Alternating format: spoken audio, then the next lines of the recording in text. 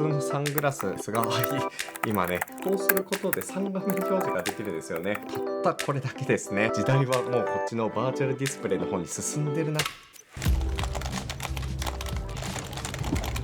こんにちは、とわろぐです。いやー、ちょっとね、作業に没頭していて気づかなかったんですけども、今回はね、このエンリアルエアーっていう AR グラスと、この MacBook M1MacBook と接続して、このサングラス型のめちゃくちゃ軽い筐体で、なんとね、3画面、大画面のトリプルディスプレイで作業するっていう趣旨の動画を撮っていこうと思います。いや、とわろぐ結構ね、VR で作業したりとか、モバイル環境をできるだけ小さく、だけど作業領域はマキシマムにみたいなの動画を撮るのねすごい好きなんですけども、今回もねめっちゃ面白いです。このサングラス型ディスプレイと MacBook だけで本当に3画面でね大画面で作業ができるっていうような夢があるので、今回動画で紹介していこうと思います。まだねちょっと発展途上感はあるんですけど、普通にねパソコンだけで作業するよりも快適っていう場面たくさんあると思うので、ぜひね最後までチェックしていってください。そしてチャンネル登録気に入ったらよろしくお願いします。というわけで早速いってみましょう。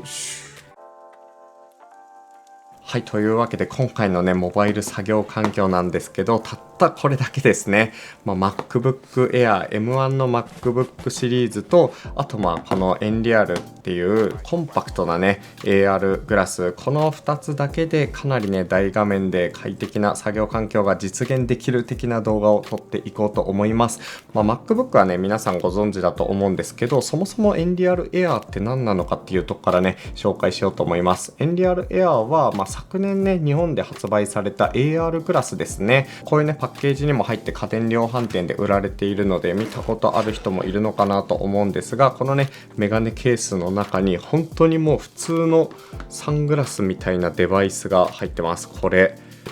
本当にね普通のサングラスみたいに見えて、この中にねディスプレイが搭載されていて、このね USB-C ケーブルで、MacBook なり Android スマートフォンなりに接続すれば大画面でね作業をしたりとか、あとコンテンツ Netflix 楽しんだりっていうのができるっていうものです。実はこのエンリアルエア僕が購入したのが去年で、本当にね1年近く購入から経ってるんですけど、動画でね紹介していなかった理由としては、ちょっと最初の頃使い勝手が微妙だったんですよね。なんかね Android スマートフォンの決められた端末でしかアクティベートできないみたいな罠があったりとか、あとそもそもね Amazon とか量販店とかで最初は買えずに、なんかドコモストアみたいなのとかでしか買えなかったんですよ。おそらくねなんかドコモとかそういうキャリアとのねなんか契約とかがあって、エンリアルエア登場したけどスマホとしか接続できないみたいな、いろいろあったのかなとか邪推してるんですけど、そういうねいろいろ煩わしさとかがあって、さすがにこれおすすめできないなっていうので、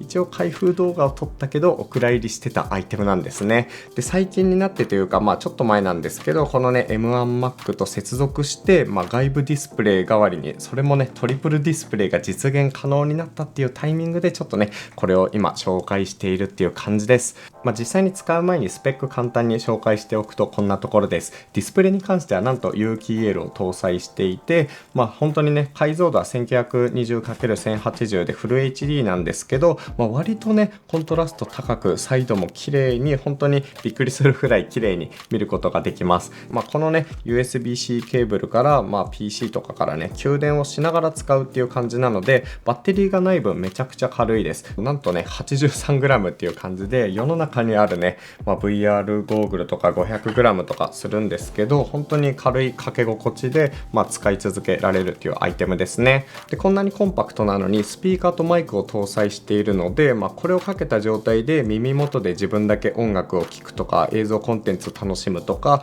ちょっとねウェブ会議とかかなりしづらいと思うんですけど、一応ね会話とかもこれを装着したまますることができるっていう感じですね。バッテリーはね搭載していないので、実際にかけるときはこんな感じで有線でねスマートフォンとか PC と接続するっていうのはあるんですけど、それでもね 100g を切ってるので、本当にヘッドホンとかをしてしてるよりも軽く感じるかけ心地です。でなおかつこの中にはねトラッキングセンサーが内蔵されていて、上下左右とか認識してくれるので、例えばねここに置いた画面を固定した状態でもうここにね画面が来た時だけ画面が見えるとか、そういうのができますね。その辺は VR 的なんですけど、視野角がめちゃくちゃ狭くて、46度なんですよ。本当に感覚としてはこのね自分で作ったこの四角の中だけをねこうやって見ることができるっていう感じなので、その辺はね VR ゴーグルとかと比べるとちょっとねチャッチー感じがしてしまうかなっていうところです。その分ねめちゃくちゃ軽いので、使いどころを選べばかなり使い勝手がいいっていう感じですかね。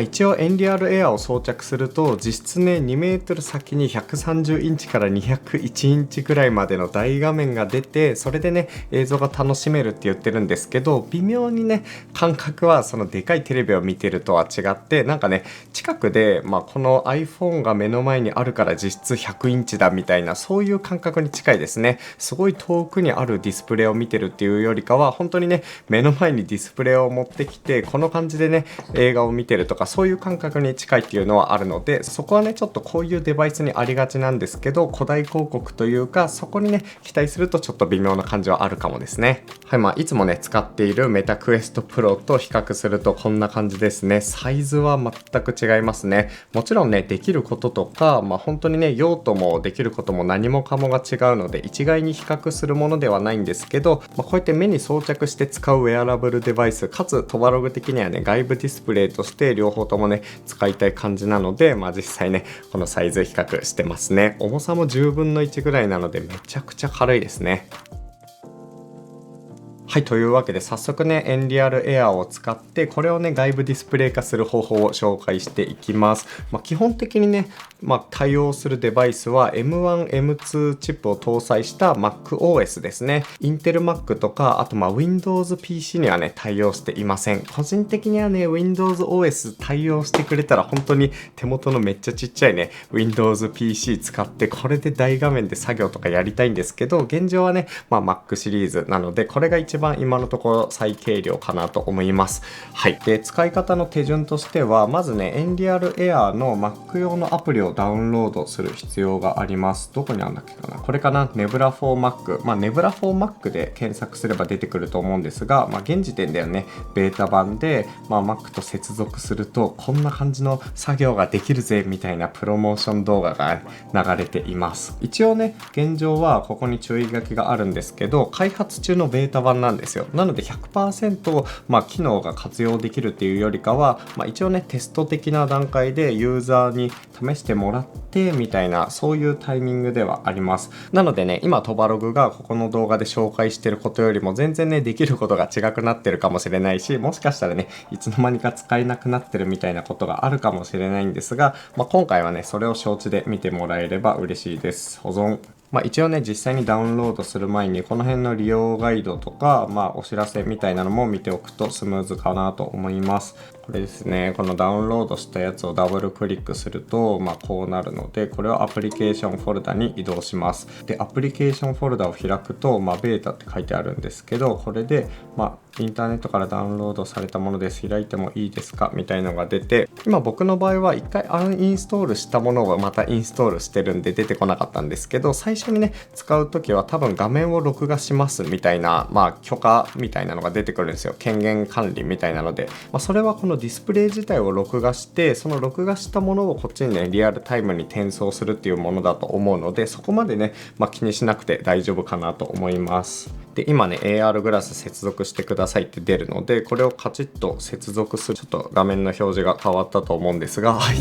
今ねこの画面で今見えてないと思うんですが、目の前に、このぐらいの27インチ相当ぐらいの、画面が今表示されています。はい、ちょっとね画面斜めで見づらいと思うんですけど、こんな風に、この Mac のミラーリングの画面がホバーしてる感じですね。実際このレンズ越しにこっちのね Mac の画面も見えるし、この手元元のキーボードとかいろいろねこうやって視界を見ながらできるんですけど、このねディスプレイの中に常にね画面が映っていて、これがねちょっと煩わしいというかめんどくさい感じはあるんですよね。なんですけどこのネブラ 4Mac のアプリを使うとちょっとね画面がちらついてて恐縮なんですが、こんな感じで下にね視線を向けると画面が消えるんですね。本当にあたかもその場所に画面が、ディスプレイがねあるかのようにこういう風に透過して見えるのが、これがね結構使いやすいんですよね。ずっと視界にないからこう手元を見て資料を確認しながら、必要であればこっちを見るとかそういうのができるようになります。こうやってね録画してる状態だと画面小さく見えると思うんですが、実際は27インチ相当ぐらいのサイズ感かなと思います。ただねこうやって近づいても画面がね近くで見えるわけではないので、解像度的にはね若干劣る感じはありますね。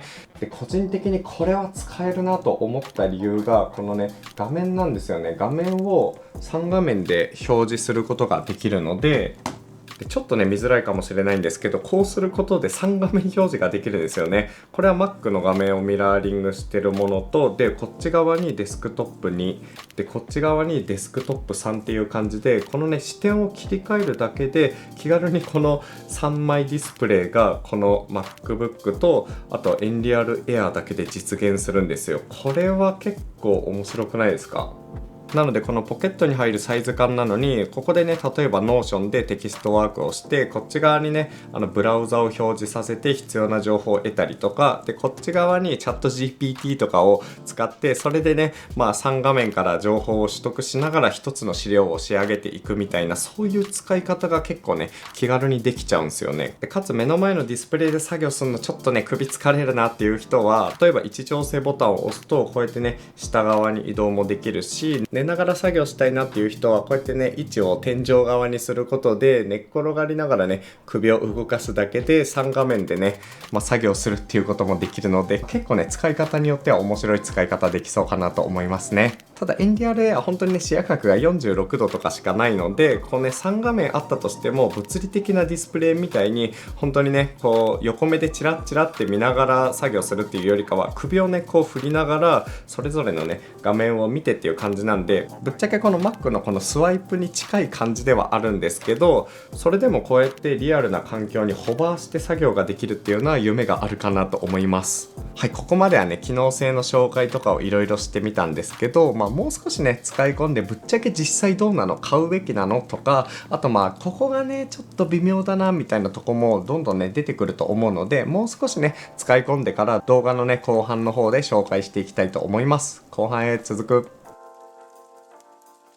はい、というわけで実際にねEnreal Air と MacBook Air の組み合わせで数日間ねちょいちょい試しながら使ってるんですけど、結構ねびっくりするぐらい実用的というか、意外とこれ使えるなっていうのが正直なところですね。使い方に関してはまだ模索中なんですけど、個人的な使い方としては本当に MacBook とシンプルに接続をして、3画面でね使うっていう使い方が多かったですね。正面のディスプレイには Notion を置いて、でこっち側にねちょっと Twitter とかブラウジング系の窓を置いておいて、でこっちに、チャット GPT とかウェブブラウザとかなんかね調べ物する系のディスプレイを置いてるって感じですね。僕のね Mac の使い方なんですけど、どっちかっていうとクリエイティブとかそういう作業よりかはなんか資料作りとか、情報収集とかこういうねそれこそ動画を作るためのなんかそういう下準備をするときにね割と、MacBook で気軽にどこでもっていう使い方が多いので、そういうシーンで意外とディスプレイがね3枚とかあるとリサーチめっちゃ便利なんですよね。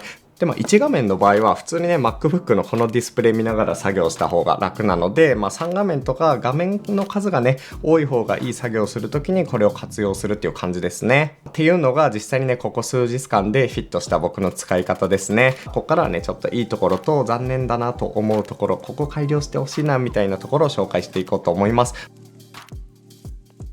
はい、まずいい点1つ目としては何と言ってもこのサイズ感と携帯性ですよね。本当に MacBook とこのね有線接続の USB-C とこの 80g のメガネ型デバイス、これだけを持っていれば3画面でね作業ができてしまうという、それがやっぱり最強です。これまで3画面で作業したかったら少なくともねこういう薄型のモバイルモニターを2枚は持っていかなきゃいけなかったところで、結構ねこれ自体も重たかったりするんですけど、それがこのポケットに入る 80g のデバイスで代替できちゃうっていうのはやっぱりねイノベーションを感じます。でかつこういうデバイスって結構ね出落ち感があって実際には全然使えないみたいなこともあったりするんですけど、そんなことはなくて結構ね、実用的っていうところもポイントですね。ただ画面をミラーリングしてるだけだったら、こっちのディスプレイ見るよりもこっちのディスプレイ見た方が広くて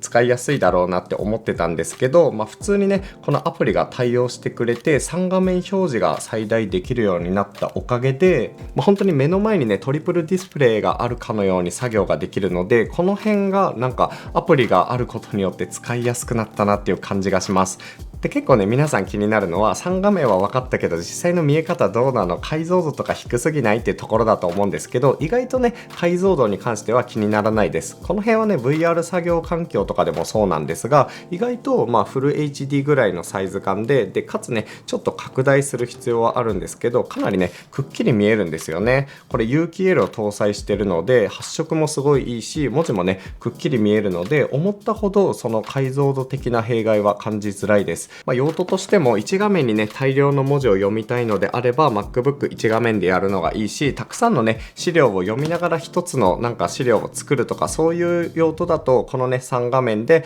情報収集しながら使うっていうのがいいのかなと思います。であとね地味にいいなと思ったのがこれ有線接続なので接続時のね不安定さとか遅延とかそういうねアプリとの接続の連携みたいな煩わしさがあんまりないんですよね。今時イヤホンも無線だったりするのにこれであえて有線なのダサいなっていう感じがしちゃうと思うんですけど、実際そのねディスプレイってすごい遅延を感じたりとか、あとバッテリーによる重さとかをね感じたりもするので、このね有線で接続して遅延がない、バッテリーがないから軽いっていう点は個人的にはすごいいいなと思います。でなおかつここにねスピーカー搭載しているので、このねかけた状態でイヤホンで耳を塞がずに、普通に音楽楽しんだりコンテンツ楽しんだりみたいなのができるのも楽は楽ですね。この上からヘッドホンかけるとこのメガネの柄のところでね痛くなっちゃうと思うんですけど、その必要がないので自宅で作業するみたいな時も割と活用できるかなと思います。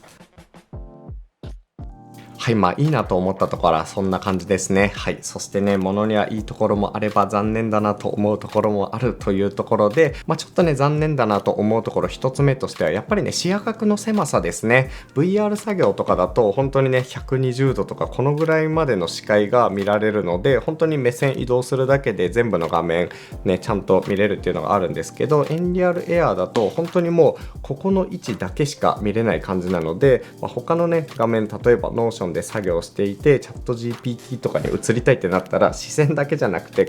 顔のね角度もちゃんとグイグイ動かさなきゃいけないので、その辺はちょっと不便というか、慣れればそんな気にはならないんですけど、もう少しね改良してほしいなっていうところです。見た目のねインパクトからこのサングラス型になってるのかなと思うんですけど、これがね例えばすごい軽量のスキーのねゴーグルみたいな感じになれば、なんか VR とハイブリッドっぽくなればかなりね改良される気はするので、その辺ちょっと期待してるところですね。で2つ目としては3画面表示とか2画面とかそのアプリを介して接続した時に、ちょっとね画面のコマ落ちとかちらつきみたいなのがやっぱり気になりますね。この辺はねベータ版だからしょうがないかなって感じなんですけど、ちょっとねフリッカー的な感じで、普通に画面を見るよりもちらつく感じがあるんですね。ミラーリングを単純にしてる時だとあんまりそれ感じなかったんですけど、3画面表示とかだとちょっとそのちらつきで頻繁にね視野角が狭いから動かさなきゃいけないっていう時に若干酔いそうになります。この若干の遅延とかちらつきがあることによってなんかね作業に集中しづらいとかちょっと酔いそうになるみたいなのがあるんで、すごいね一日中これで作業するっていうのは若干難しいのかなっていう気がしますね。逆にそれが解消されれば割とね常用できるぐらいのレベルなんですけど、この辺はね改善できるのであればしていただければ嬉しいっていう感じではあります。であとねどうしても VR 作業環境との比較みたいになっちゃうんですけど、このね画面の位置が変えられないんですよね。今目の前に3つ画面がある状態なんですけど、例えば1つの画面を縦表示にするとか、3つ横並びじゃなくて縦にね2つ並べてもう片方に1つ並べるみたいな、そういう使い方ができたらすごいね、便利というか汎用性高くて楽だなと思うんですけども、そのね3つ並びだったら横3つ並びでしか今のところ使えないっていうのはは若干不便ではありますね。なので1画面で足りるシーンは1画面で作業して、どうしてもね何画面か必要な時はこれを使って作業をするみたいな、そういうね使い分けをしていくのが大事そうですね。どういうシーンで活用できるかっていうと、やっぱりね飛行機の中とか新幹線の中とか、公共の場所ですね。割とこれしながら作業してたら結構ね、びっくりされるというか気持ち悪がられるとは思うんですけど、実際ねこの中で見てる画面っていうのは普通にね PC でこうやって開いてる時よりも見られづらいので、ちょっとねコンフィデンシャル系の資料を見ながら何かを作るみたいなシーンでもちょっと活用できるのかなって感じですね。あとは単純にね旅行先で複数画面で作業したい人とか、あとそもそもシングルディスプレイにしてもこうやってね寝ながら作業ができるようになるので、気軽にマルチディスプレイとか没入感のあるコンテンツ楽しみたいみたいな、そういう用途で結構活用できるのかなって感じです。まだまだね本当にリアルなディスプレイの方が快適だったりするんですけど、モバイル作業環境っていう意味では間違いなくね時代はもうこっちのバーチャルディスプレイの方に進んでるなっていう感じがあるので、今後ねどんどん改良されてすごい使いやすくなるだろうし、デバイスの方もね 4K 対応とかどんどん出てくると思うので、その辺めっちゃ楽しみですね。はい、というわけで、気になった人はねエンリアルエアのリンクを概要欄に載せておくのでチェックしてみてください。はい、というわけで今回の動画は終わりにしようと思います。トバログでは他の動画にもね VR で環境を整えるとか、いろいろねカバンの中身とかそういうの好きでやってるので、他のコンテンツもぜひチェックしてみてください。それで気に入っていただけたらチャンネル登録お願いします。はい、というわけで次の動画でお会いしましょう。トバログでした。ちょっと作業しよう。ブーンはい、っていうやつ。